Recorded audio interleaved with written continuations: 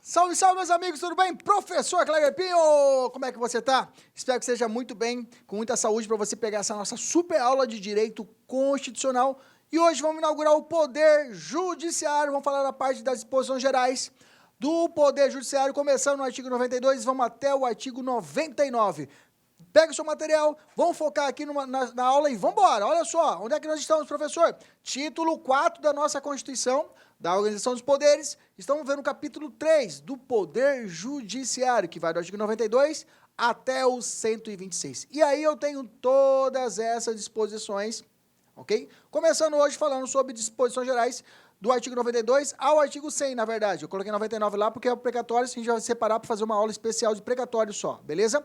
Então fica comigo, vamos do artigo 92 até o 100, beleza? É a aula de precatório, como eu falei, a gente vai fazer separado, para a gente poder estudar ela de forma separada, os precatórios, que é o artigo 100. Começando, vamos falar sobre os órgãos do Poder Judiciário. Quais são os órgãos do Poder Judiciário? Gente, isso aqui cai tanto para a prova nível básico, nível médio, até nível superior, ok? Então, realmente, você precisa conhecer os órgãos do Poder Judiciário. Quais são os órgãos do Poder Judiciário? Lembrando que o Poder Judiciário tem a função típica. A função típica do Poder Judiciário é a função de julgar. Iuris, direito. Dicção, jurisdição. Dicção é dizer. Dizer o direito é uma função precípua do Poder Judiciário. É claro, quem está estudando um pouquinho mais avançado sabe que existem algumas hipóteses onde o Poder Judiciário, ele toma a frente do Legislativo, e aí a gente chama isso de ativismo judicial. O Legislativo nada faz, o Judiciário vai lá e resolve a parada. Mais ou menos assim, é o chamado ativismo judicial, que tem, de outro lado, o Legislativo brigando com o Judiciário quando faz a chamada reação legislativa, quando faz uma lei bloqueando o Poder Judiciário, ok? Vamos falar sobre os órgãos do Poder Judiciário que estão estampados no artigo 92 da nossa Constituição Federal. Olha só, quais são os órgãos? Primeiro, Supremo Tribunal Federal, Conselho Nacional de Justiça, ele foi apontado pela nossa Emenda Constitucional 45, ele não é de fábrica, ok? Todos que estão aqui, pode vir a pergunta, todos os órgãos do Poder Judiciário foram estabelecidos pela Constituição de 88? A resposta é negativa, porque eu tenho dois aqui no meio, aqui, ó, que foram acrescidos pós 88, ok? O inciso 1A e o inciso 2A, ok? Primeiro, que eu estou falando, o Conselho Nacional de Justiça, ok?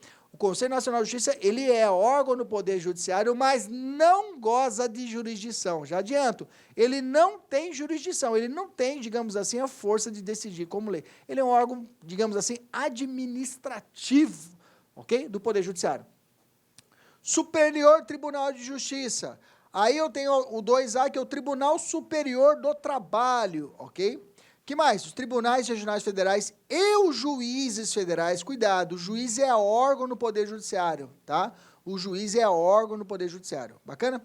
Depois, tribunais e juízes do trabalho, tribunais e juízes eleitorais, tribunais e juízes militares, tribunais e juízes dos estados e do Distrito Federal e territórios, ok? Esse é o perfil, essa é a foto do nosso Poder Judiciário, ok? Nessa visão geral, onde tem os órgãos do Poder Judiciário. É claro, cada item desse vai ter o seu órgão próprio, ok? Terão seus órgãos próprios, beleza? Ok? Aí você vai estudar depois, vai existir órgãos próprios dentro do juiz de trabalho, tem órgãos próprios dentro da Justiça Eleitoral, da Junta Comercial, a Junta Eleitoral e vai embora, beleza? Mas, para o contexto geral, quais são os órgãos do Poder Judiciário? São esses daqui, beleza?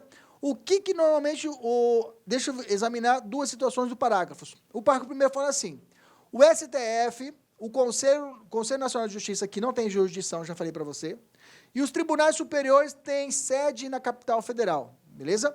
Quais são os tribunais superiores? Junto com o Supremo, eu tenho o CNJ, que não é tribunal, mas está lá em Brasília, Tribunal Superior do Trabalho, Tribunal Superior Eleitoral, Superior Tribunal de Justiça e o Superior Tribunal Militar, ok? Toda essa galera, esses tribunais superiores, ficam em Brasília, beleza?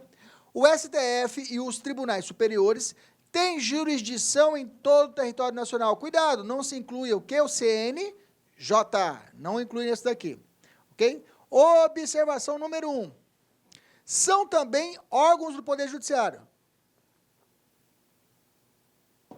São também órgãos do Poder Judiciário. Vamos lá. Escola Nacional de Formação e Aperfeiçoamento de Magistrados, tá? Ele está dentro da competência do STJ, essa Escola Nacional de Magistrados, beleza? Mas ele é um órgão do Poder Judiciário. Escola Nacional de Formação e Aperfeiçoamento de Magistrados do Trabalho, também, tá? Conselho Superior da Justiça do Trabalho, também, e Conselho da Justiça Federal. Esses órgãos não estão na lista do 92, mas também são considerados órgãos do Poder Judiciário. Repetindo, esses aqui não estão na lista, mas também são órgãos do Poder Judiciário. Mas te digo, não cai isso daqui. Eu te pergunto o que não são órgãos do Poder Judiciário e vão querer te sacanear e colocar na lista lá. Dentre as alternativas, aponte o único que não é órgão no Poder Judiciário. E vão colocar lá infiltrado lá, por exemplo, o Tribunal de Contas. O Tribunal de Contas, ele não é órgão no Poder Judiciário, nem faz parte do Judiciário. Ele é um órgão auxiliar lá do Poder Legislativo, ok? Pela origem, por origem de Tribunal de Contas, origem francesa, que tem lá tribunais de contas, essa ideia de Conselho Administrativo veio para o Brasil e aí a gente acabou utilizando esse termo, tá? Tribunais de Contas. Mas não é tribunal do âmbito do Judiciário. Conselho Nacional do Ministério Público, tá abreviado, pode escrever aí. Conselho Nacional do Ministério Público. Conselho Nacional do Ministério Público não é órgão no Poder Judiciário. Ministério Público, Defensoria Pública e Advocacia Geral da União. Também não são órgãos do Poder Judiciário, ok? O que mais? Tribunais arbitrais, isso aqui é perigoso. Tribunais arbitrais também não são órgãos. Tribunais da Justiça Desportiva, não é órgão do Poder Judiciário. E Conselho de Defesa Nacional também não são órgãos. Professor, por que você colocou aí? Porque eu vi em questão, tá?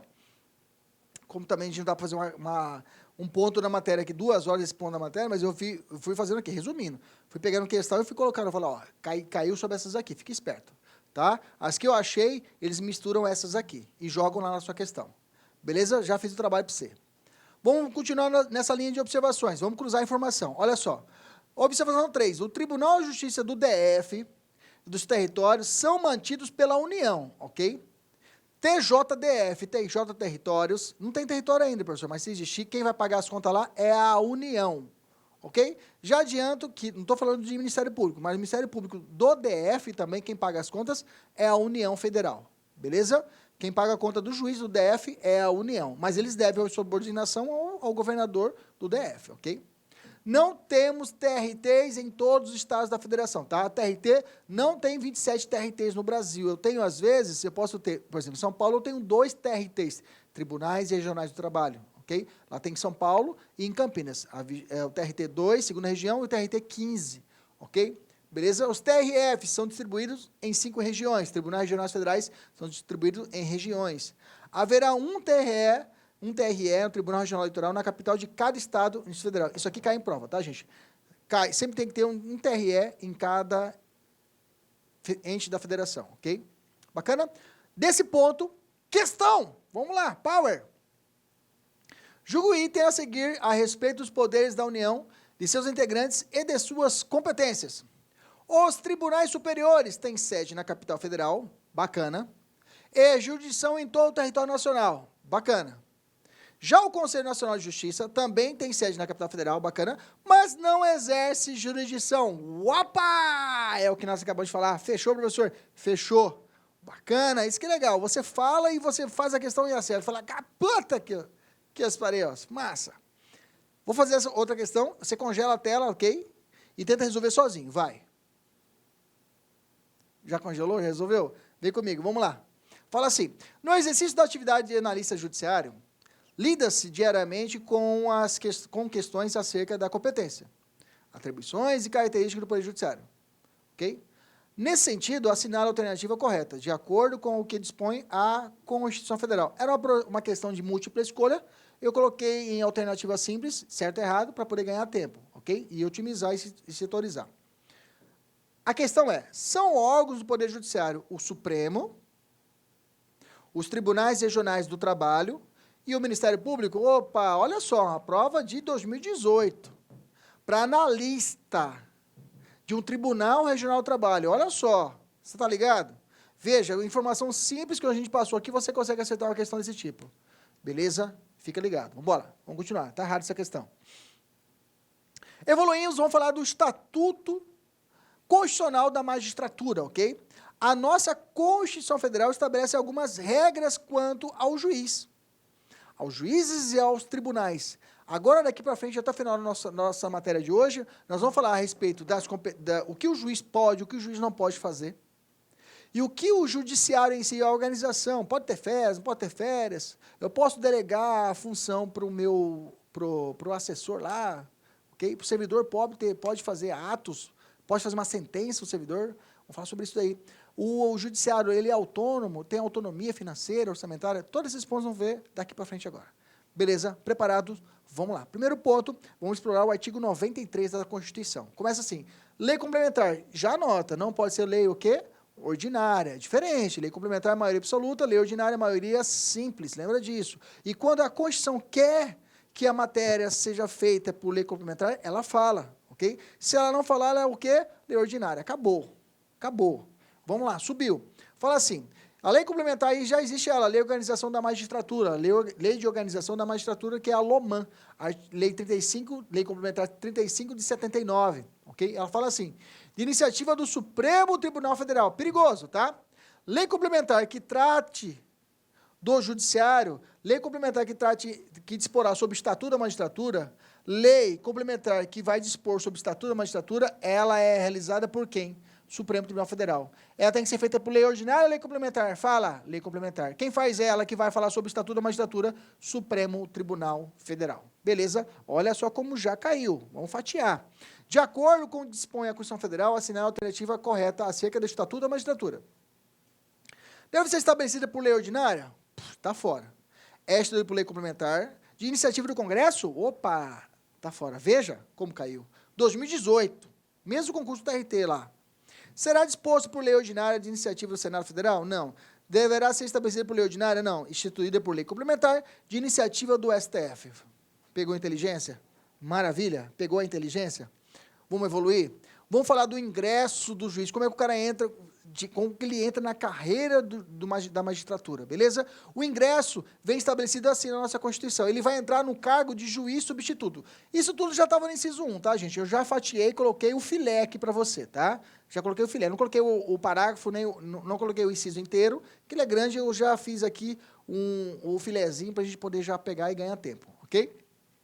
Quando o cara entra num cargo de juiz, ele entra como juiz substituto, tá? Essa é a primeira informação, tá? Não entra como juiz definitivo, juiz titular, juiz substituto. Para ele entrar, ele tem que comprovar 3 anos de atividade jurídica, anota, 3 anos de atividade jurídica. Professor, o que é essa atividade jurídica? Existe uma resolução do CNJ, a 75 de 2009, tá? Teve algumas alterações, mas ela que trata a respeito que é atividade jurídica, magistério, cursos superiores, advocacia, várias situações lá está escrita nessa resolução. Se você for estudar um concurso mais aprofundado, aí você dá uma olhada lá na resolução, porque nossa matéria é apenas a Constituição. Beleza? Se estiver no edital a resolução, você vai lá e estuda. Beleza? Esses 3 anos, ele vai comprovar esse aqui já é o STF, isso aqui é em prova, tá? Quando ele comprova os 3 anos? Na inscrição definitiva, tá? Na inscrição definitiva, ele tem que comprovar esses 3 anos de atividade jurídica, tá? Não é na posse, é na inscrição definitiva. Normalmente, posse é questão de idade, lá para a polícia, delegado, o cara tem que comprovar a idade, aí lá por tempo da posse. Agora, atividade jurídica por tempo da inscrição definitiva, beleza? O concurso é de provas e títulos, tá? Não é só de provas, é provas e títulos. Nas provas tem várias etapas. Prova escrita, prova subjetiva, prova de sentença, prova oral e prova de exame de saúde, ok? E aí a prova de títulos também, beleza? Com a participação da OAB. Necessariamente tem que ter um representante da OAB em todo esse processo de admissão do novo juiz. Beleza? Tranquilo, facinho esse ponto, vamos evoluir. Vamos falar de promoção desse juiz. Agora ele já passou no concurso, ele já é juiz, beleza? Já adianto, quanto que ele consegue estabilidade, professor? Juiz não tem estabilidade, meu querido. Juiz não tem estabilidade, juiz tem vitaliciedade. Depois de 2 anos de atividade, como já na magistratura, ele vai se tornar o quê? Vitalício, tá? Mas deixa lá na frente, a gente volta a falar sobre vitaliciedade, beleza? Vamos continuando aqui, olha só. A promoção de entrância para entrância, alternativamente, merecimento e antiguidade, ok?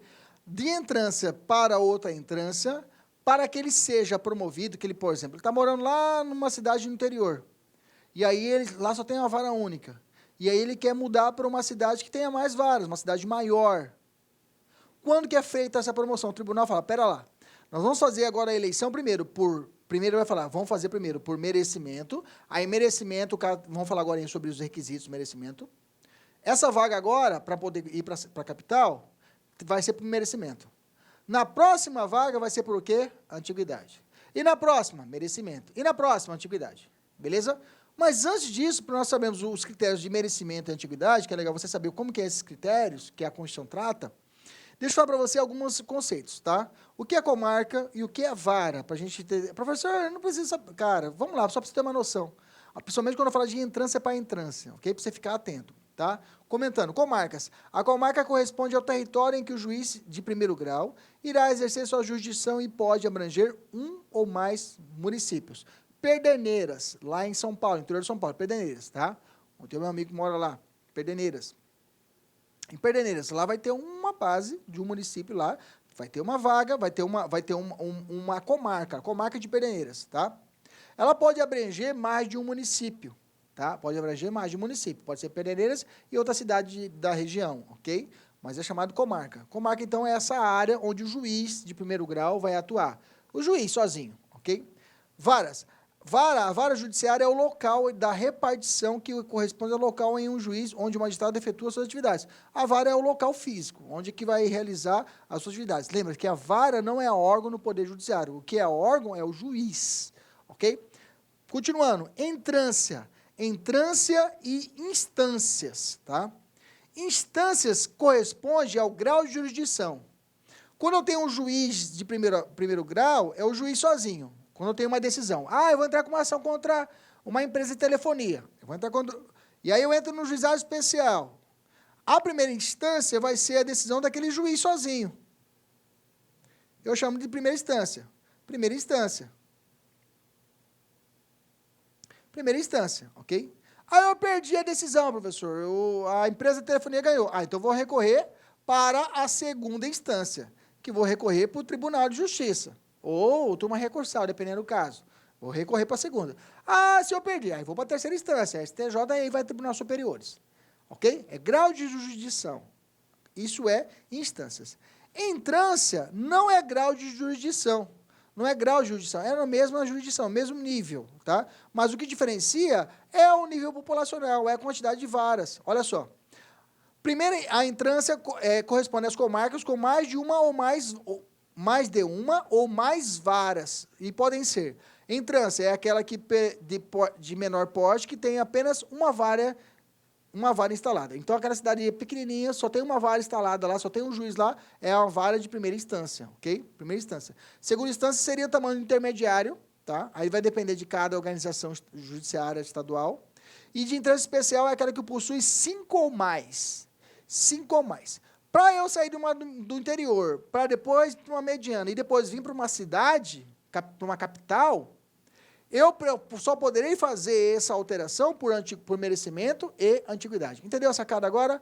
Beleza, maravilha. E agora sim, a gente vai falar sobre a promoção. A promoção de entrância para entrância alternadamente por antiguidade e merecimento, atingir as seguintes normas. Primeiro, e também, esse critério de antiguidade e merecimento também é utilizada, eu te disse, quando ele quer sair de uma comarca pequenininha, ir para uma maior, que tem 2 varas, e depois ele quer ir para uma comarca que tem 5 varas, cidade maior, é antiguidade e merecimento. Se ele quiser, e pode acontecer, do juiz ele ser promovido para o Tribunal de Justiça, ele vira desembargador.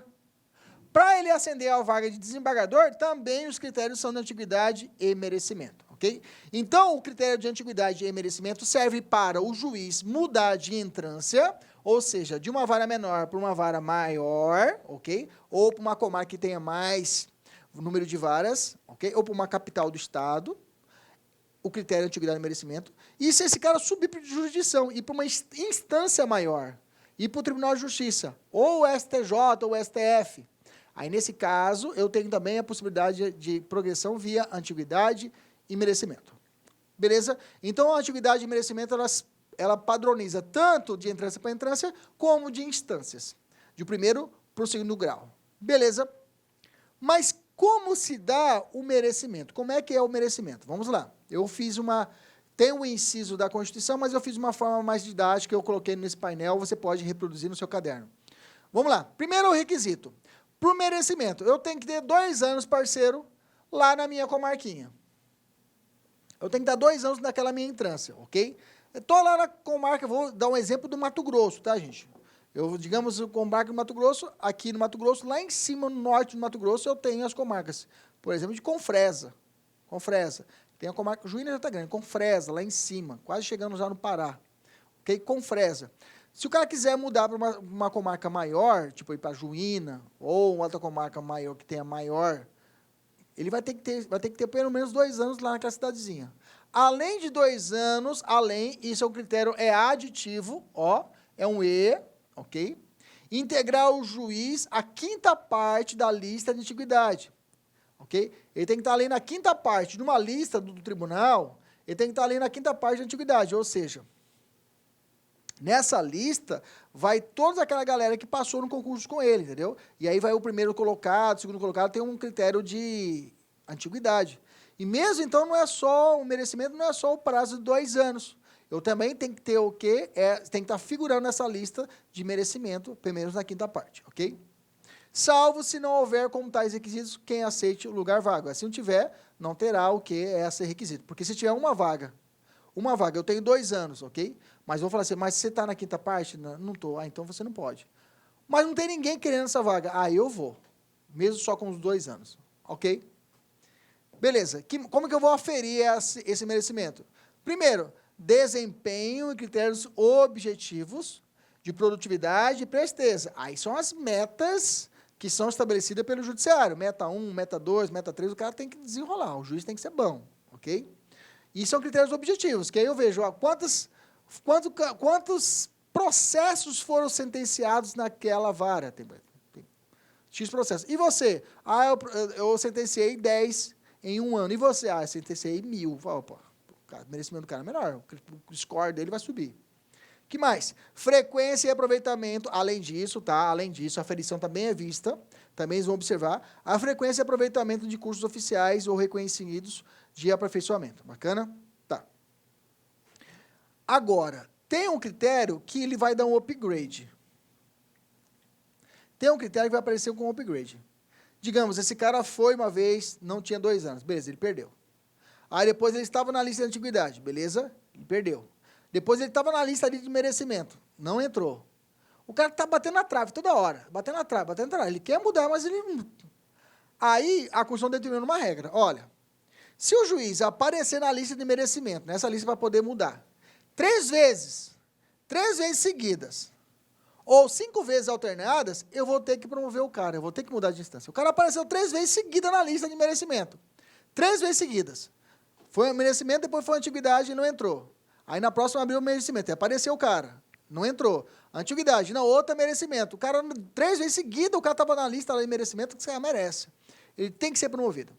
Se ele aparecer 3 vezes seguidas, é obrigatória a promoção dele. Se ele aparecer 5 vezes alternadas, também lhe será obrigatório, ok? 3 vezes seguidas ou 5 vezes alternadas, ele apareceu na lista de merecimento, toda hora o cara está lá, querendo, pedindo o requerimento dele para poder mudar de entrância, e os caras não mudam. Apareceu 1, apareceu 2, 3 vezes seguidas, tem que mandar o cara, tem que merecer. Apareceu 1, aí não apareceu na outra. Apareceu de novo, aí depois apareceu de novo. Aí na 5ª, pô, 5 vezes o cara apareceu, velho, tem que mandar o cara. Beleza? Grava essa fração que é importante. 3 seguidas ou 5 alternadas. 3 seguidas ou 5 alternadas. Isso cai. Beleza? Esse é o critério de merecimento. Deixa eu falar do critério de antiguidade. Na apuração de antiguidade, o tribunal somente, agora é importante somente poderá recusar, né, o juiz mais antigo pelo voto fundamentado de 2/3 de seus membros, conforme procedimento próprio e assegurada a ampla defesa, repetindo-se a votação até fixar a indicação futura, tá? Cuidado, não será promovido o juiz que injustificadamente retiver pró-autos em seu poder, além do prazo legal, não podendo devolvê-los ao cartório sem o devido despacho ou decisão. Deixa eu explicar. Em um merecimento, nós já entendemos os critérios de merecimento. São critérios objetivos, presteza, ok? Produtividade, tem que estar 2 anos lá, ok? Beleza, nós vimos isso daí. Antiguidade é posto. Antiguidade, já fala até no militarismo. Antiguidade é posto. O cara chegou lá, é um antigão, é o primeiro, ele já está lá sentadinho, despachando, ó, tem tempo. Ok? Beleza? A antiguidade, o nome do cara, apareceu na lista lá, o cara mais antigo. O tribunal fala assim, ó, ele é o 01, ele é o cara que tem antiguidade para ser promovido, porque nós fazemos merecimento e antiguidade. Hoje vamos eleger a vaga para merecimento. Só que esse cara aí, cara, vamos voltar aqui, esse cara aí é tranqueiro, sei lá. O tribunal pode recusar o nome do cara. Só que se ele for recusar o nome do cara, ele tem que ter um quórum de votação, tem que ser fundamental a decisão e tem que ter 2/3. Aí é a pegada, tá? O examinador vai colocar maioria absoluta, mas já fiz uma tabelinha bisurada para você, ó. Só para o professor Cléber fazer isso para você decorar as frações que caem para você aqui nessa nossa matéria de hoje, ok? Que vai ver que tem maioria absoluta. E já vou te falar, a única que tem 2/3 é essa aqui, o resto tudo é maioria absoluta. Tudo é maioria absoluta. Aqui na matéria de hoje, a única fração que é 2/3, desculpa, é essa daqui. Repetindo a votação, fixar essa indicação. Se o cara tá com o processo retido levou para casa dele para processar, para sentenciar, não devolveu no cartório, ou seja, e tem que devolver sem o devido despacho de decisão, não devolveu e não decidiu do processo, ele não vai ter a chance de ser promovido, tá? Ele vai ser punido por isso.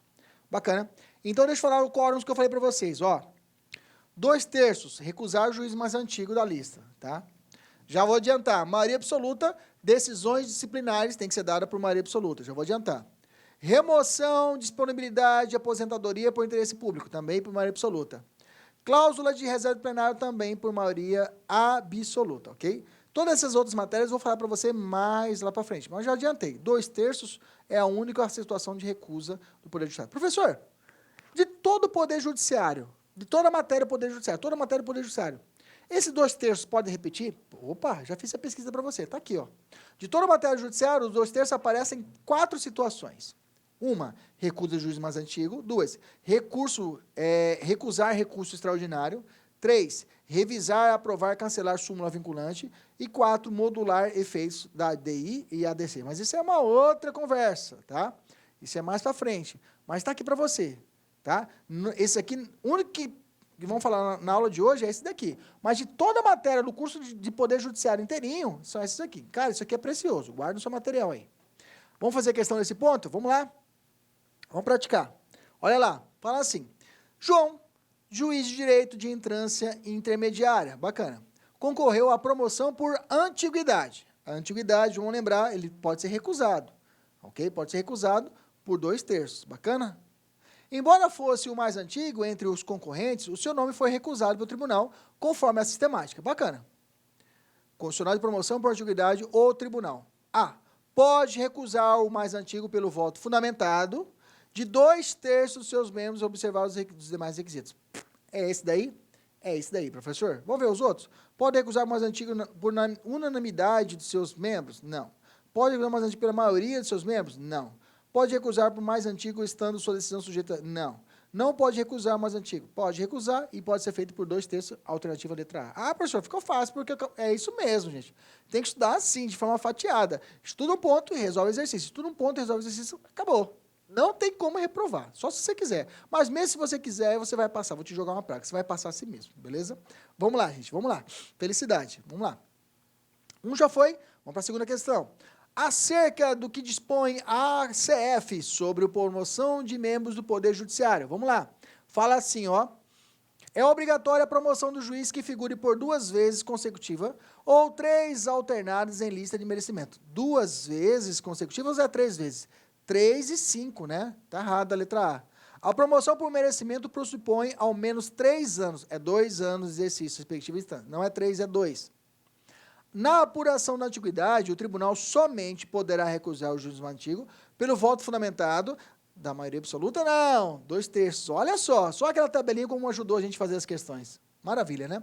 A aferição do merecimento dar-se-á conforme o desempenho e pelos critérios subjetivos. Subjetivo não, tem que ser o quê? Objetivo. Que sobrou a letra E. Não será promovido o juiz que injusticamente retiver autos em seu poder além do prazo legal, não podendo devolvê-los ao cartório sem o devido despacho ou decisão. É essa daqui, é essa daqui. Maravilha, mais uma, vamos lá. Partindo-se das previsões constantes na Constituição Federal Brasileira, assinar a alternativa correta, acerca da organização da competência e dos órgãos do Poder Judiciário. Na promoção de entrância para entrança, será obrigatória a promoção do juiz que figure 3 vezes alternados, ou 5 vezes consecutivos. Ah, não, 3. Olha, eu me fui em bala aqui. 3 vezes consecutivos ou seguidos e 5 vezes alternados. A questão está o quê? Tá certo. Eu queria mudar a questão na minha cabeça. Tá certo. Muito bem. Bacana. Evoluindo. Vamos embora, sem respirar. 2.3, publicações e motivação. Veja, isso aqui, esse artigo, o inciso 9, tá? Do 93, é padrão. Toda a maioria das matérias que quiser falar sobre publicidade e motivação, ou seja, fundamentação da decisão do judiciário, tem que ser fundamentadas. Ela está presente. Esse inciso vai dizer o quê? Todos os julgamentos dos órgãos do Poder Judiciário serão públicos, ok? A publicidade, e fundamentados. Todas as decisões, fundamentar todas as decisões, sob pena de nulidade, podendo a lei limitar a presença em determinados atos às próprias partes e a seus advogados, ou somente a esses, ok? Que está falando isso aqui? Segredo de justiça, né, gente? Alguma situação de segredo de justiça, realmente, essa publicidade que está dizendo poderá ser o quê? Mitigada, reduzida, ok? Para quem? Para as partes e seus advogados, ou às vezes, só para os advogados, ok? Toda decisão que não for fundamentada, ela será o quê? Nula. Toda decisão que não é fundamentada, ela será o quê? Nula. Perfeito? Em casos nos quais a preservação do direito à intimidade do interessado no sigilo não prejudique o interesse público à informação. E decisão administrativa? Tem que ter publicidade? Óbvio, olha lá. As decisões administrativas. E as decisões administrativas dos tribunais necessitam ser motivadas? Decisão administrativa só vão encontrar em tribunal, viu, gente? Sim. É o 10. As decisões administrativas dos tribunais serão motivadas e em sessão pública. Cuidado. Sendo as disciplinares tomadas pela voto da maioria absoluta. Já vimos lá atrás. Decisão disciplinar é por maioria absoluta. Quem determina isso? O tribunal. Em sessão pública, ok? Sendo o quê? Todos os atos o quê? Motivados. Bacana? Fechou? Lembrando na tabelinha, nós já falamos lá atrás, né? Já batemos aqui, decisão disciplinar, está aqui a outra. E aí, vamos para a questão. As decisões administrativas dos tribunais serão motivadas, e se são públicas, sendo as disciplinares tomadas pelo voto de 2/3. Decisão disciplinar, a maioria, o quê? Fala. Absoluta. Muito bem, está errada a questão. Próximo tópico, vamos falar sobre a ininterruptividade da atividade judicial. Jurisdicional. Olha só como fala o inciso 12. A atividade jurisdicional será ininterrupta, sendo proibido férias coletivas nos juízos e tribunais de segundo grau, tá? Então, Tribunal de Justiça, Tribunal Regional Federais, Tribunal Regional do Trabalho, Tribunal Regional Eleitoral, esses tribunais não têm férias coletivas. Professor, quem que pode? Tribunais superiores, os juízes, os ministros, esses aí podem ter férias coletiva. Agora, esse daqui, não. Ok? Funcionando nos dias em que não houver expediente force normal, juízes em plantão permanente. Maravilha! Esse aqui não tem mistério. Vamos evoluir. Órgão especial. Olha só, o que é o órgão especial? Na verdade, esse órgão especial é um pleno pequenininho, é um plenozinho. O que é isso? Eu tenho dentro de um tribunal, além do plenário, onde vai reunir todos os ministros, todos os embargadores, eu tenho o quê? Turmas ou câmaras que vão fazer as funções, dividir os trabalhos dos ministros, ok? ou dos desembargadores. É dividido em câmaras, por exemplo. Os tribunais tribunais de justiça é distribuído em câmaras. Cada câmara, câmara penal, câmara civil, câmara, vai dividindo as suas funções para que possa julgar os recursos que vão ser ali originários, ou ações originárias, ok? Bacana. E aí eles reúnem num pleno. Só que eles perceberam, a Constituição percebeu que o pleno, as matérias do pleno, começou a ficar muita matéria. Então eles criaram o órgão especial, que vai desafogar as funções do tribunal pleno. Okay? A Constituição determinou os requisitos, dizendo o seguinte, ó, tem que ser tribunal superior a 25 julgadores, ok? Tribunal com 25 julgadores pode criar tribunal pleno? Tribunal com 25, pode? Não pode. Tribunal pleno tem que ter, o tribunal original tem que ter mais de 25. Mais de 25, ok? E aí, esse tribunal pleno vai ter no mínimo 11 e no máximo 25, ok? No mínimo 11 e no máximo 25.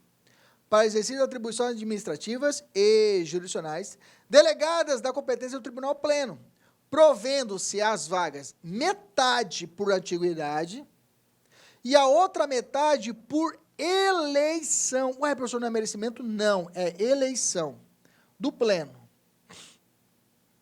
Toma cuidado, que a gente está falando de antiguidade e merecimento, antiguidade e merecimento, antiguidade e merecimento. Aí chega aqui, o tribunal pleno será criado nos tribunais que tenham mais de 25 julgadores, no mínimo 11, e terá no mínimo 11 e no máximo 25, ok? Sendo metade estabelecida por antiguidade e a outra metade por, você vai falar na cara, merecimento, mas no caso não é. É eleição da onde? Do próprio pleno. Beleza? Maravilha, vamos evoluir na matéria, meus queridos. Vamos lá, força, 2.6. Número de juízes, delegação de atos e distribuição dos processos. Professor, eu estou vendo que você está pulando alguns incisos aí, professor. Eu estou acompanhando aqui, fica tranquilo, tá? O que eu fiz? Eu peguei alguns incisos, joguei ele um pouquinho mais à frente para enquadrar com os outros artigos, ok? Com 95, 93, lá vou casar alguns incisos daqui, tá? Fica tranquilo, tá? O tio Kleber está montando um negócio bacana para você, para ficar organizado o seu pensamento. 3 incisos, um vai falar sobre número de juízes, ok? Outro vai falar sobre delegação de atos, esse aqui é importante, cai bastante, e a outra distribuição dos processos. Gente, já vi provas cair esses incisos aqui, realmente, por isso que eu estou separando eles ponto a ponto. Olha só, o primeiro, o número de juízes na unidade judicional será proporcional à efetiva demanda judicial e à respectiva população. Gente, isso aqui não tem mistério, isso aqui por indução, por um senso comum, você mata essa daqui. Outra, os servidores receberão delegação para a prática de atos, bacana, administrativos, de administração e atos de mero expediente, sem caráter decisório. Ou seja, o juiz pode direcionar para o seu cartorário, para o escrivão, para o funcionário, para o gestor da vara, que ele realize alguns atos processuais que não tenha cunho decisório, ou seja, esses caras não exaram sentença e não realizam decisão interlocutória. O juiz, ele faz 3 funções, ele despacha, ele decide de forma interlocutória, que resolve uma questão incidental no processo, ou sentencia, definitivamente o processo. Bacana? Ele pode delegar para o seu funcionário fazer uma sentença? Não pode. Uma decisão interlocutória? Não pode. Despacho, em regra, esses despachos não tem força decisória. Mas a verdade é que a Constituição vai dizer para você que eles podem fazer apenas atos de mero expediente, ok? Ato de mero expediente. Para alguns, despacho, tá? Atos de mero expediente, tá? A prova tem que ver a prova atos de mero expediente. Se colocar sentença, está errado. O juiz pode delegar para o funcionário fazer sentença. Não. Atos de mero expediente sem caráter o quê? Decisório. Cuidado. Então, o servidor pode decidir um processo, sentenciar? Não. Mas ele pode ser delegado para um ato de mero expediente sem caráter decisório? Pode. E o último, a distribuição dos processos será imediato, tá? Grifa a palavra imediata, tá? Já vim colocar lá imediata em todos os graus de jurisdição. Bacana, maravilha, vamos fazer questão. No que concerne ao Poder Judiciário na Constituição, julguem o próximo item. A vedação a férias coletivas e a possibilidade de delegação a servidores de atos de mero expediente sem conteúdo jurisdicional, são previsões relacionadas ao Poder Judiciário, que buscam concretizar o direito fundamental à razoável duração do processo. Está certíssimo. Perfeito. Perfeito. Vai da férias coletiva, vai parar tudo. Tem alguma situação que o próprio gestor da vara pode fazer. Passa para ele, pô. Para dar o quê? Ó, celeridade, razoável duração do processo. Perfeita questão. Maravilha. Parabéns no CESP. Questão redondinha. Vamos falar agora, vamos falar de quinto constitucional. Vamos falar do quinto constitucional, artigo 94 da nossa Constituição. O que é o quinto constitucional? Bom, vamos falar o quinto constitucional, vamos dar um intervalinho, 10 minutinhos, a gente volta a falar agora depois do intervalo. Tchau, tchau.